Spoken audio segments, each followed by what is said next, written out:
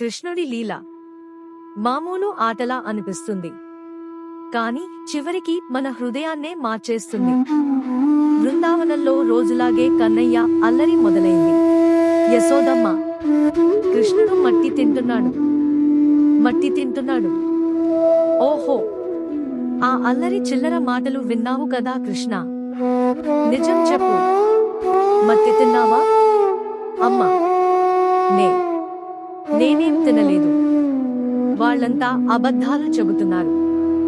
సరేలే, అయితే నోరు తెరువు అని యశోదమ్మ అన్న వెంటనే ఆ చిన్న కృష్ణుడు తన నోటిని చిన్నగా తెరిచాడు. ఒక్కసారిగా యశోదమ్మకి కళ్ళు బైర్లు కమ్మాయి.